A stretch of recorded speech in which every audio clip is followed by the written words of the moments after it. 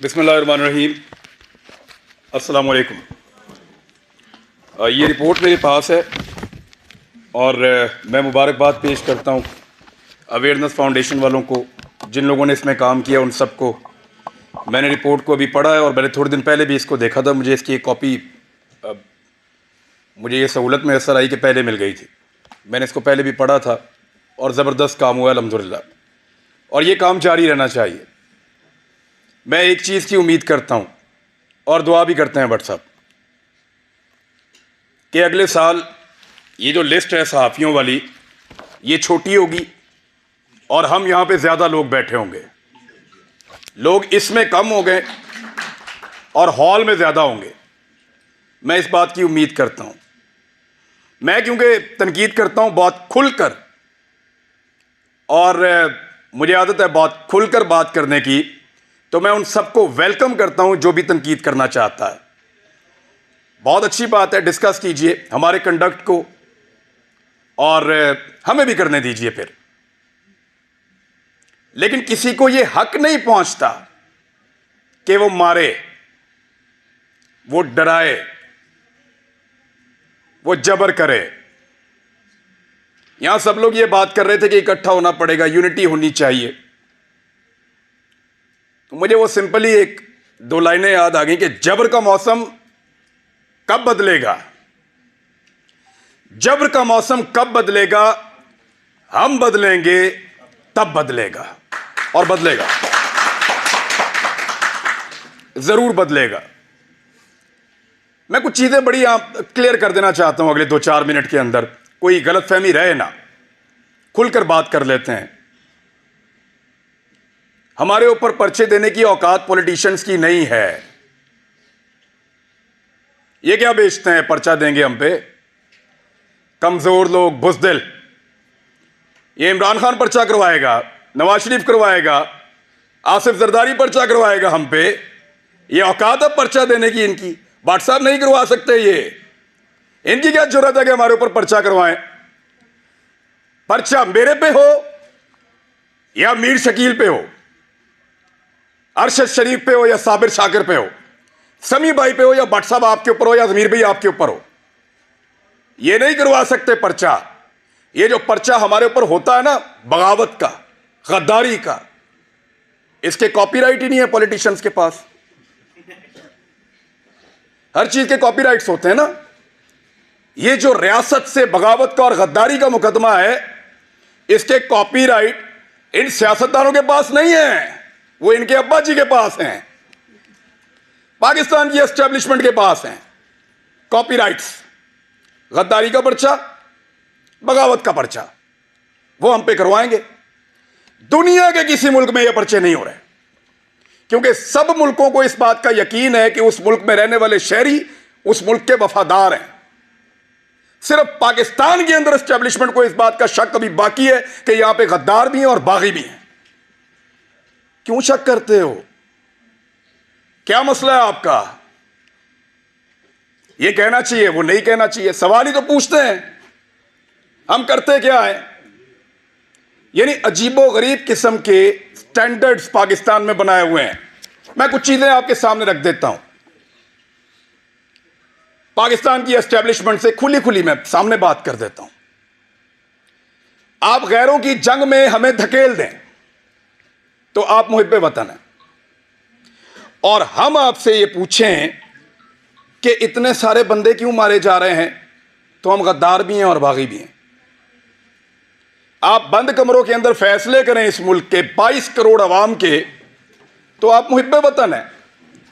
हम आपसे पूछें कि उन फैसलों के नताइज पे नजर देखिए, बताएं कि ये हालात क्यों हुए, तो हम गद्दार हैं। आप पाकिस्तान में बार बार रजीम चेंज ऑपरेशंस करें, मुंतखब हुकूमतों को गिराएं, तो आप मुहिब्बे वतन हैं। हम आपसे पूछें कि ये क्यों किया, तो हम गद्दार भी हैं और हम बागी भी हैं। आप वजीर आजमों के इंटरव्यूज करें और फैसला करें कि इसको बनाना है और इसको नहीं बनाना, तो आप मुहिब्बे वतन हैं। और हम जब ये कहें कि जनाब अवाम का फैसला होना चाहिए, ये 22 करोड़ लोग हैं, कीड़े मकोड़े नहीं हैं, तो हम गद्दार भी हैं। اور ہم باغی بھی ہیں. یعنی آپ بغاوتوں کے اور غداریوں کے مقدمے درج کروائیں جو پوری دنیا میں نہیں ہو رہے. اور جب ہم آپ کو یہ کہیں کہ کیا ہم باغی ہیں تو اس پہ بھی ہم باغی ہیں, اس پہ بھی ہم غدار ہیں. یعنی عجیب و غریب قسم کا کرائٹیریا بنایا ہوا ہے. آپ ہمارے لیے ہمارے ملک کی زمین کو تنگ کر دیں تو آپ محب وطن ہیں, اور ہم اپنی زمین پہ آزادی سے رہنے کا حق مانگیں تو ہم غدار ہیں, ہم باغی ہیں. آپ خدا نہ خواستہ کبھی ہار بھی جائیں تو آپ محب وطن ہیں, اور ہم آپ سے پوچھیں کہ حضور والا یہ کیا ہوا تھا تو ہم غدار ہیں, ہم باغی ہیں. آپ کسی ایک تجربے میں ناکام ہو جائیں تو آپ محب وطن ہیں, اور ہم صرف ناکامی کی نشاندہی کر دیں تو ہم غدار ہیں. ہم باغی ہیں. ہم ہنسیں تو غدار ہیں, روئیں تو غدار ہیں, بولیں تو غدار ہیں, چپ رہیں تو غدار ہیں, بات کریں تو غدار ہیں, نہ کریں تو غدار ہیں, ہم سوال کریں تو غدار ہیں, جواب مانگیں تو غدار ہیں, جواب نہ دینے پر ریئیکٹ کریں پھر غدار ہیں. کیونکہ ہم پیدا ہوئے ہیں حضور غداری کے لیے. ہمارے گلوں میں نا تختیاں ڈالو اور ہمیں چکر لگواؤ پاکستان کے غدار لکھ کر, ہمارے ماتھوں پہ لکھو غدار ہیں, ادھر یہاں لکھو, یا گولی مار دو, ہمارے لیے وہ زیادہ آسان ہوگا. تکلیف ہوتی ہے. ارشد شریف نے کس کے لیے آواز نہیں اٹھائی تھی؟ آپ سارے گواہ ہیں. جس کو مار پڑی وہ اس کا شدید ترین مخالف ہونے کے باوجود کہتا رہا کہ غلط مارا ہے. تو تکلیف ہوتی ہے نا. بٹ صاحب ناکامی تھی ہماری, اس کا ہم پہ اعتبار ختم ہو گیا. بٹ صاحب اس کو پتا چل گیا اب اس کا بوجھ نہیں اٹھا سکتے, وہ اس لیے ملک چھوڑ کے گیا تھا. انہوں پتا لگ گیا تاڑے تو گل اتنے ہونا, ہم پہ اس کا اعتبار ختم ہو گیا تھا. تکلیف ہوتی ہے. چپ کر کے نکل لیا. انہوں نے مذاق اڑایا اس کی تصویر دکھا دکھا کر,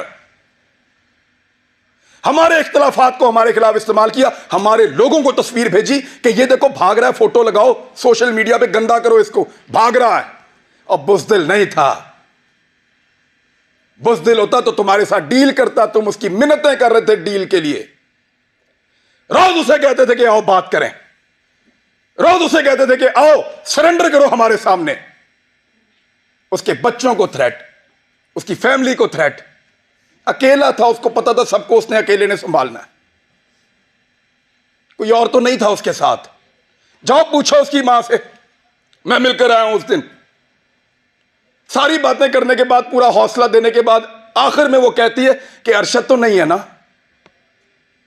جو کچھ بھی ہو ارشد تو نہیں آئے گا اب. ہم پہ اس کا اعتبار ختم ہو گیا تھا, اسی قابل ہیں ہم پہ بھروسہ نہیں تھا اس کا, اس لیے وہ یہاں سے گیا. بزدل نہیں تھا, ہم ناکارہ ہو گئے تھے, ہم اس کو نہیں بچا پائے. میں ابھی تھوڑی دیر پہلے میں موٹر وے پہ آ رہا تھا, میں نے ایک ویڈیو ریکارڈ کی. مجھے اطلاع دی گئی کہ آپ اسلام آباد آئیں گے تو پکڑیں گے, تو مت جاؤ. تو مجھے دو وجوہات سمجھ آئیں, یا تو کوئی یہ چاہتا ہے کہ میں آ کے بات نہ کروں, یا ہو سکتا ہے واقعی پکڑ لے. تو میں نے ایک ویڈیو چھوٹی سی ریکارڈ کروائی, اس لیے کہ اگر میں پکڑا گیا تو یہ لوگوں تک پہنچ جائے گی ویڈیو, اور مجھے جو اطلاع دی ہے, کیسے دی ہے, کس نے پکڑا ہے, یہ بھی پتہ چل جائے گا. میں نے اپنے بچوں سے بھی معافی مانگی. میں 1 سال میں ان کو کوئی کسی ایک موقع پر بھی جو میں ان کے ساتھ ٹائم گزارا کرتا تھا, مجھے وہ موقع ہی نہیں ملا. میں نے اسی ویڈیو میں ان سے معافی مانگی کہ بیٹا سوری بابا, پھر لیٹ ہو گئے ہیں, لیکن وعدہ آپ سے پورا کریں گے. لیکن آپ کو پتا میرے دماغ میں واحد چیز کیا چل رہی تھی؟ میرا بھی آپ سب سے اعتبار ختم ہو گیا. آخر میں میرے دماغ میں یہ آ رہا تھا کہ ارشد نہیں ہے, بولے گا کون؟ وہی تھا سب کو اکٹھا کر کے وہاں عدالت میں پہنچ گیا تھا. کیوں پکڑا اس کو؟ حوصلہ دیتا تھا, ڈٹ کر کھڑا تھا, ہر جگہ اس نے آواز اٹھائی, اور پوری کوشش کی اس نے کہ یہ مشکل وقت گزر جائے. ابھی میں اس یقین کے ساتھ اندر جاؤں گا کہ ارشد پیچھے نہیں کھڑا ہوا. اب صرف یہ ایک کمی مجھے محسوس ہوئی ہے, وہ اس کمی کے ساتھ پاکستان چھوڑ گیا تھا. وہ تکلیف میں نے آج پہلی مرتبہ محسوس کی ہے کہ جب وہ یہ ملک چھوڑ کر جا رہا تھا تو وہ کتنا بے بس تھا, اور اس کا ہم نے مذاق اڑایا کہ فلاں فلائٹ سے نکل گیا, اس طرح نکل گیا, اس طرح بھاگ لیا. اس نے مجھے فون پہ بتایا, عمران تجھے پتا ہے میں کیمرے میں جان بوجھ کر مسکرا رہا تھا, وہ اس لیے کہ مجھے پتا تھا یہ میرا مذاق اڑائیں گے. مذاق اڑاتے ہو یار, پہلے زمین تنگ کرتے ہو, پھر کوئی یہاں سے چلا جائے تو اس کا مذاق اڑاتے ہو. کیا بندوق لے کر تمہارے گلے پڑ جائے؟ وہ بھائی بولنے کا کام ہے اس کا, صحافی ہے وہ اپنی صحافت سے ٹکر دے رہا تھا, دیتا رہے گا, شہید ہے, تمہارے لیے نشان عبرت بنے گا وہ. میں نے پہلے کہا تھا, آج پھر کہہ رہا ہوں کہ تمہیں صرف مارنا آتا ہے, ہمیں اور بہت کچھ آتا ہے, اور وہ ہم انشاءاللہ کر کے دکھائیں گے. صرف ہمیں مارنا نہیں آتا.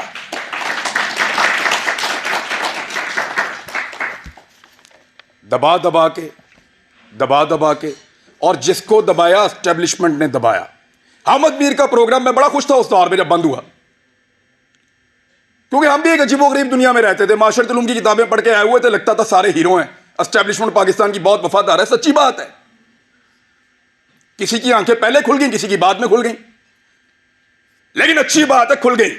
لیکن مفادات کی پٹی باندھ کے کبھی آنکھ بند نہیں کی الحمدللہ. کبھی اس لیے آنکھ بند نہیں کی کہ مفادات کی اس کے اوپر پٹی بندھی ہوئی تھی. جب مطیع اللہ جان پہ حملہ ہوا, میں کلپ آپ سب سے شیئر کر دوں گا, میں نے مذمت کی. وہ بچہ جس کے گھر کے اندر گھس کے مارا, جس کے ساتھ آپ کا کیس چل رہا تھا, میں نے مذمت کی. جب ابصار عالم پہ گولی چلی تب مذمت کی. سب ریکارڈ کے اوپر موجود ہے, حامد میر کے اوپر گولی چلی, مذمت کی. لیکن حامد میر نے اپنے منہ سے کہا تھا, میرے بھائی نے, کہ میرا پروگرام سیاست دانوں نے بند نہیں کیا. عمران خان کی کیا اوقات ہے, بند تو انہوں نے کیا ہے. اب بولتا ہے عمران خان سے بدلہ لوں گا. اپنے مخالف کو پہچانیے, پھر اکٹھے ہو جائیں تو شاید آپ کی جان چھوٹ جائے, ورنہ ایسے ہی اسی طرح ہمارا وقت گزرتا رہے گا. میں صرف اسٹیبلشمنٹ کو ایک بات کہنا چاہتا ہوں کہ حضور آپ کا مرتبہ, آپ کا رتبہ بہت بڑا ہے. یہ بہت چھوٹے چھوٹے کام ہیں جن میں آپ پڑے ہوئے ہیں. یہ چھوٹے چھوٹے کام ہمیں کرنے دیں.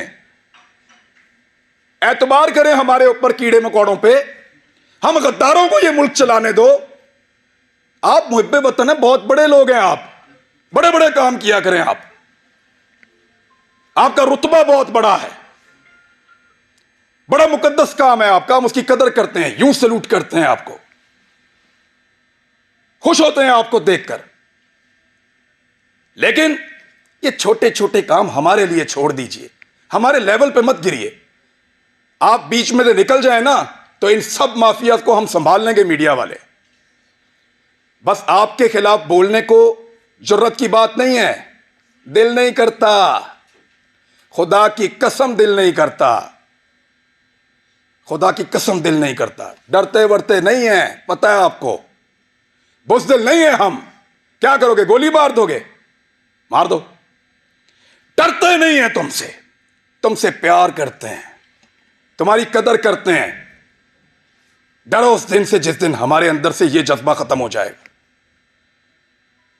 ہم پیار کرنا چاہتے ہیں, قدر کرنا چاہتے ہیں.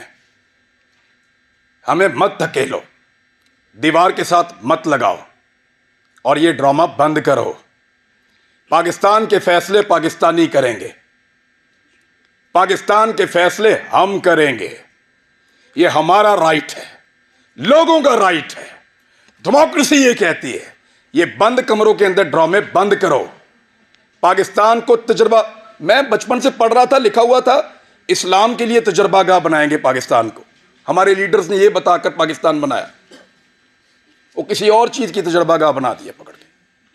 اس کو پکڑ لو, اس کو ننگا کر لو, اس کو ڈنڈے مارو, اس کے کپڑے اتار دو, اس کو گھسیٹ کے وہاں پہ لے جاؤ, اس کو جگاتے رہو, اس کو شہروں میں پھراؤ. عجیب ڈرامے بازی ہے یار. وہ یہ ملک کا کیا بنا دیا آپ نے اس کو؟ آپ کے اپنے گھروں میں بچے نہیں ہیں؟ یعنی ہمیں ڈیوائڈ کر کے ہم پہ رول کر رہا ہے. پہلے گورا کر رہا تھا, اب اسٹیبلشمنٹ کر رہی ہے. اس سے اگر نکلنا ہے نا تو ایک بار سوچنا پڑے گا.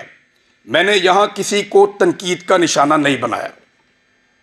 میں نے صرف بتایا ہے کہ وہ کون ہے جو ہم سب کو ڈیمیج کر رہا ہے. اس موقع سے ہمیں فائدہ اٹھانا چاہیے. ہم سب کو ایک موقف بنانا چاہیے. ایک موقف کم سے کم اس بات کے اوپر کہ ایک کو مار پڑے گی تو سب کو مار پڑے گی. یہاں سے بھی شروع کر لو تو بہت ہے. باقی مرضی ہے, اگر ڈیوائیڈ اینڈ رول کرنا ہے تو پھر کرتے رہیے. اس گندے کھیل کا حصہ بننا ہے تو بنتے رہیے. بٹ صاحب کو میں اس لیے اپریشیٹ کروں گا کہ کوئی بھی فورم ہو, کوئی بھی جگہ ہو, کوئی بھی بلائے, جب صحافت کا نام آتا ہے تو آپ لوگ آ جاتے ہیں. سر آپ لوگوں کا بہت شکریہ. حالات بہت مشکل ہیں. جس ملک کا چیف جسٹس کہے کہ وہ بے بس ہے, ادھر بٹ صاحب کیا کریں بیچارے. لیکن یہ وقت بھی گزر جائے گا, یونٹی آئے گی انشاءاللہ, اکٹھے ہوں گے. اور ہم نہیں چاہتے کہ ہم اپنی اسٹیبلشمنٹ کا مقابلہ کریں. تو بعد آ جاؤ. اب تک کے لیے اتنا ہی. Thank you.